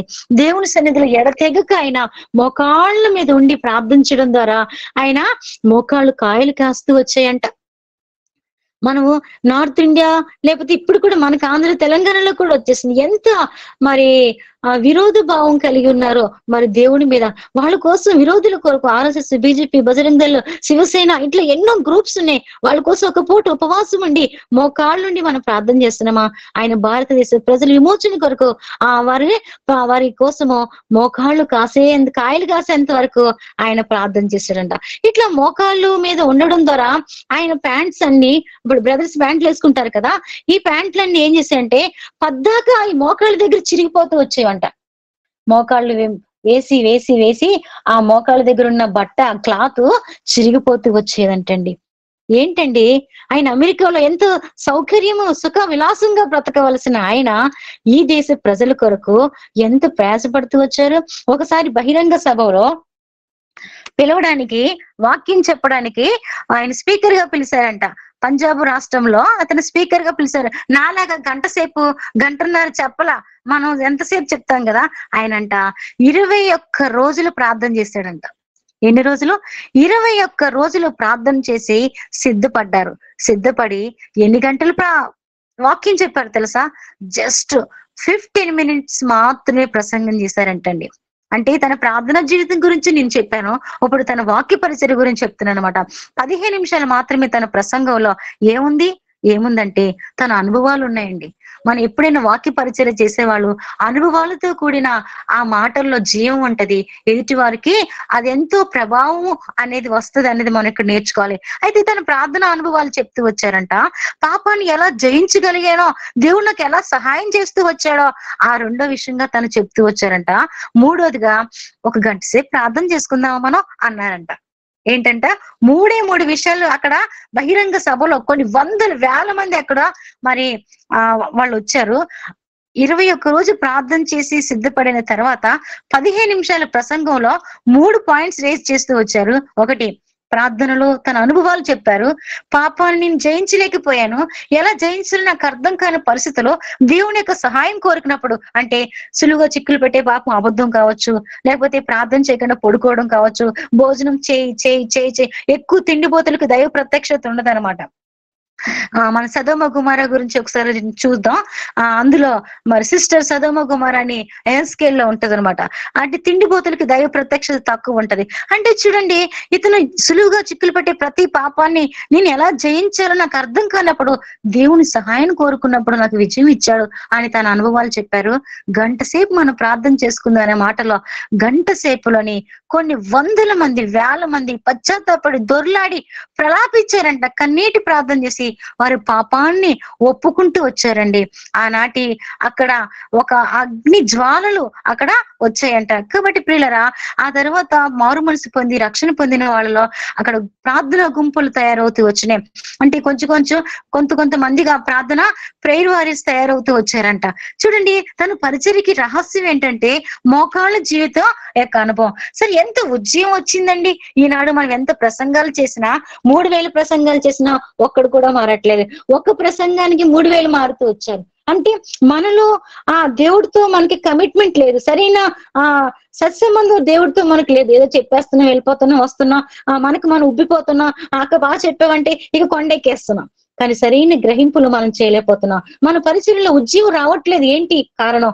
అయితే ఉజ్జీవం అంటే ఏంటో కూడా మనం చూద్దాం. ఉజ్జీవం అంటే ఏంటంటే, ఉజ్జీవం విషయంలో ఉజ్జీవం అంటే ఏంటంటే పశ్చాత్తాపడమే ఒక ఉజ్జీవం. నెంబర్ 1. ఉజ్జీవం అంటే ఏంటంటే మారు మనసు పొందడమే ఉజ్జీవం. ఉజ్జీవం అంటే ఏంటి చెప్పాలా? మూడోదిగా, మనం చేసే పరిచర్యలో ఉజ్జీవం వచ్చిందని ఎలా చెప్పగలం అంటే, సిగరెట్ పెట్టెలు విసిరేసాడా? అబ్బే, బయటికి వెళ్ళి కూడా సిగరెట్ కాలుస్తూ వస్తాడు, లోపల ఆరాధన చేస్తారు. చాలా మంది మా చర్చిలో కూడా గతంలో ఉండేవాడు ఒక ఆయన. ఉజ్జీవం అంటే మందు సీసాలు విసిరేయాలి. ఉజ్జీవం అంటే సినిమా హాల్ మూతపడాలి. ఉజ్జీవం అంటే క్లబ్బులు, పబ్బులు మూతపడాలి. తాగుబోతులు షాప్స్ అన్ని, అవి లిక్కర్స్ ఇవి అంటారు కదా, అవన్నీ క్లోజ్ కావాలి. మన పరిచర్య ఎంత చేస్తున్నాం, ఇవన్నీ మూతపడుతున్నాయా? ఇంకా ఎక్కువైపోతున్నాయి. అది నీ ద్వారా నా ద్వారా పాపం ఇంకా పెక్కిళ్ళిపోతుంది. అది ఇంకా తగ్గట్లేదంటే నీతో మరి ఆనాడు ఆవిడ ఎవరు అన్నా, అయ్యా నీ కొరత ఏంటో నేను గుర్తెరిగినా, నువ్వు నాకు ఇస్తే నీకు ఇచ్చేస్తా. దేవుని యొక్క రాకడ అతి సమీపంలో ఉంది. ఏది దేవుడు రాకడ వచ్చినప్పుడు ఏది ఇక్కడ ప్రస్తుతం ఏది కొరతగా ఉంది, ఆ కొరతని, ఆ లోటుని నా వంతుని నేను చేయాలని చెప్పి మనము దేవుడితో కమిట్ చేసుకున్నప్పుడు అది ఆ ఉజ్జీవం కిందకు దిగొస్తుంది అనమాట. ప్రజల బతుకులో మార్పులు రావాలి ప్రియులరా. అది ఉజ్జీవం అంటే. ఉజ్జీవం అంటే అరవడం కాదు, ఉజ్జీవం అంటే కేకలేయడం కాదు, ఉజ్జీవం అంటే ఎగిరి గంతులేయడం కాదు. ఉజ్జీవం అంటే ప్రభువా నువ్వు పశ్చాత్తాప, నీవే దేవుడివి, నేను ఇక మరి లోతైన అనుభవంలోకి నేను వచ్చేసాను, ఇక నా పాపం మీద నాకు విజయం నువ్వు కృపనివ్వని అడగడమే ఉజ్జీవం అనమాట. సరే, అయితే ఇంకా ఏంటంటే ఎంత ప్రార్థనా పరుడంటే ఇతను, ప్రభువా రోజుకు ఒక ఆత్మ ఇవ్వా, లేదా నా ఆత్మను తీసుకొని ఇతను కూడా అడిగారంట. రోజుకు ఒక ఆత్మని ఇవ్వయ్యా అన్నాడంట. ఇంకోటి ఏంటంటే ఆత్మల రక్షణ లేని జీవితం నాకు ఎందుకని ఇతను కూడా అంటూ వచ్చాడంట. భూమి మీద మనం రక్షించేది మన సొంత పనుల కోసం కాదండి, మన నశించిపోయే ఆత్మల కొరకు స్వార్థ ప్రకటించడానికి అని ఆ యొక్క నినాదంతో తన స్వార్థ పరిచర్య చేస్తూ వచ్చారంట. అయితే జాన్ హైడీ గారు 19 సంవత్సరాలు 19 years ఇండియాలో సేవ చేశారు. ఎన్ని సంవత్సరాలు? 19 సంవత్సరాలు ఇంచుమించు చేశారంట. కొన్ని వేల ఆత్మలైనా రక్షణలోకి నడిపిస్తూ వచ్చారు. అయితే ఆయనకి 46, 47 సంవత్సరంలో మరి కొంత అనారోగ్యానికి గురవుతూ వచ్చారు. అలాంటి అనారోగ్యం బలహీనతలో ఉన్నప్పుడు ఆయనకి డాక్టర్స్ చెప్పారంట, ఏమనంటే హైడీ గారు మీరు పడక మీదే ఉండాలి అని చెప్పారంట. ఇక ఆయన నిజంగానే పడక మీదే ఉండి లేవలేని స్థితిలోకి వెళ్ళిపోయాడంట. అంత వీక్ అయిపోయారు ఆయన. అయితే అప్పుడు ఆయన అన్నారంట డాక్టర్ గారితో, సార్ విశ్రాంతికి బదులు బెడ్ మీద విజ్ఞాపన చేస్తాను సార్ అన్నారంట. మనమా దొరికిందే ఛాన్స్, అసలు ఇక నాకు బాగోలేదంటే కన్ని పెట్టి మనం పడుకుంటాం, దుప్పటి పెట్టి వేసుకుని పడుకుని పోతాం. ఇక ఛాన్స్ చిన్న దొరకడం చాలా ఆడాలం అయితే ఇంకా గొప్ప ఇది. కానీ ఆయన ఏం చేశారు తెలుసా? విశ్రాంతికి బదులు విజ్ఞాపం చేస్తానండి అన్నాడంట. ఈయన సేవలో ప్రాముఖ్యం ఏంటంటే మరి 47 సంవత్సరంలో అతనికి మరి అంటే తన ఏజ్ 47లోనే ప్రభునందు ఆయన నిద్రించి పరలోకానికి వెళ్ళిపోయాడంట. అయితే అక్కడ ప్రజలందరూ కూడా ఆయన చూపిన ప్రేమ, ఆయన ప్రార్థన జీవితం, తన అంతా కూడా ఆ ప్రార్థన వీరుడని వాళ్ళు ఆయనకి పేరు పెట్టేశారంట. కాబట్టి ఇక్కడ అప్లికేషన్ ఏంటి? ఈ జాన్ హైడీ గురించి మనం ఏంటి అప్లికేషన్ అంటే, నీకు నాకు తలాంతులు లేకపోవచ్చు. నిలబడి వాక్యం చెప్పి ప్రసంగం చేసేంత పవర్ మనకు లేకపోవచ్చు. పాటలు పాడే ఒక మంచి స్వరం మనకు లేకపోవచ్చు. పరిచర్య చేయడానికి మంచి ఆరోగ్యం కూడా మనకు లేకపోవచ్చు. అయితే మనం భయపడొద్దు. అయితే మనం కుంగిపోవద్దు. ఎందుకు చెప్పాలా? జాన్ హైడీ గారికి ఏమీ లేవు. అయితే ఆయన ఆయనకొక భారం ఉంది. దేవుడు అతని హృదయంలో పెట్టిన భారాన్ని పట్టుకుని వచ్చేసాడు. ఆరోగ్యం లేకపోయినా దేవుడు అద్భుతంగా ఆయన వాడుకుంటా. ప్రార్థనా పరుడు ఆయన హైడీని అద్భుతంగా వాడుకున్నట్టు నిన్ను నన్ను ఎందుకు వాడుకోడు? నీకు ఇచ్చిన తలాంతులు అది చిన్నదా పెద్దదా అది కాదు. దేవుడు ఏదైతే ఇచ్చాడో దాన్ని ఆయన ఆశీర్దిస్తాడు. కాబట్టి ఈ నుండి మనం నేర్చుకున్నాం ఏదంటే, మనకి ఏ తలాంతు నాకు పాటలు పాడేది లేదు, అది లేదు, ఇది లేదు, అది లేదని ఓకే ఏడవనవసరంలా. ఆయన వాడుకున్న దేవుడు నిన్ను నన్ను కూడా వాడుకుంటాడు. దేవుని సన్నిధిలో ఆయన సన్నిధిని సన్మానించడం మనం ఎవరైతే నేర్చుకుంటామో, ఆయన సన్నిధిని ఎప్పుడైతే గౌరవించడం నేర్చుకుంటామో, ఆయన సన్నిధిని ఎప్పుడైతే మనం మర్యాదించడం నేర్చుకుంటామో, అప్పుడు తప్పకుండా ఆయన మనల్ని విరిచి వాడుకుంటాడు. ఆ యొక్క అనుభవంలో మనం కూడా ఉండాలి. మోకాళ్ళు ప్రార్థించడం నేర్చుకుందాం మనం కూడా. అంతేకాదు, ప్రార్థన పరుడైన ఆ యొక్క ఎవరు వారి తల్లిదండ్రులు ఎంత ప్రార్థన వీరులో ఆ యొక్క ప్రభావం ఈ కుమారుల్లోకి వచ్చింది. చిన్నపిల్లలే కావచ్చు మీకు నాకు. అయితే మనం ఈ రోజు ఒక సాక్ష్యం విన్నాను. ఒక ఆంటీ చెప్పారు. ఆ సాక్ష్యంలో ఏం చెప్పారంటే, ఆవిడ ఉద్యోగం, భర్త చనిపోయాడు. ఆ రాజ్ భవన్ లో ఉద్యోగం అంట. ఆవిడ తన కోసమే, ఉద్యోగం కోసం, ప్రమోషన్ కోసం పరిగెడుతుందంట. నీ పిల్లలు చాలా మంచోళ్ళు, నీ పిల్లలు పంచోళ్ళు, బంగారం వజ్రం లాంటి అని చర్చోళ్ళు అన్నారంటే, ఇరుగోలు పొరుగోలు బంధువులు అన్నారంట. నా పిల్లలకి ఏముంది అనుకున్నారంట. ఒక రోజు వచ్చిందంట, ఒక అమ్మాయి ఆర్సీఎం అనే అబ్బాయిని తీసుకుని వెళ్ళిపోయిందంట. ఒక అబ్బాయిని ఆ అక్కకి మరి ఏ పరిస్థితిని బట్టో ఆర్సీఎంకి ఇచ్చి, పెద్ద అబ్బాయికి ఇచ్చి పెళ్లి చేసిందంట. ఆ అబ్బాయి ఇప్పటికీ అతను తాగుతా ఉంటాడు. అరే, నా పిల్లల కోసం నేను ప్రార్థించలేకపోయాను, నేను ఎంత తప్పు చేస్తాను, నేను ఎంత విశ్వాసిని, సంఘంలో ఎంత పని చేస్తాను, నేను సాక్ష్యం చెప్తాను, స్వార్థ చెప్తాను, కానీ నా పిల్లల కొరకు నేను ప్రార్థించలే. ఎందుకు? నా పిల్లలు చాలా మంచోళ్ళు అనుకున్నాను, కానీ యవ్వన కాలంలో వారు తొట్టిల్లిపోతారని వాక్యం ఉంది. వారి కోసం నేను ప్రయాసపడలేకపోయినా, ఉపవాసం ఉండలేకపోయినా, ప్రార్థన చేయలేకపోయినా, అన్ని అయిపోయినాక ఇది నాలాగా ఉండొద్దు పిల్లరని ఆవిడొక సవాల్ ఇసిరింది మాకు. కాబట్టి ఇక్కడ మరి మనం కూడా ప్రార్థన, మరి తల్లిదండ్రులుగా మనము పిల్లల విషయంలో మనం నిర్లక్ష్యం ఉంచొద్దు. మరి ఆత్మల పట్ల మనము నిర్లక్ష్య వైఖరి ఉండొద్దు అనేది మనం ఇక్కడ నేర్చుకుంటూ వస్తాం. కాబట్టి ఈ వారంలో ఈ యొక్క ఏమిటిది, ఈ రోమపత్రిక 16 అధ్యాయంలో ఇద్దరు స్త్రీల గురించి చూసాం. మరి బహుగా ప్రయాసపడిన మరియా యూనియా గురించి చూసాం. మరి ఒక మిషనరీ గురించి చూసాం. మనం కూడా అలా ఉండాలని దేవుడు దీవించును గాక. ప్రైజ్ లార్డ్ అక్క. ప్రైజ్ లార్డ్ అక్క. థ్యాంక్ యూ అక్క. మరి చిన్న ప్రార్థన చేసుకుందాం విన్న వాక్యాన్ని బట్టి.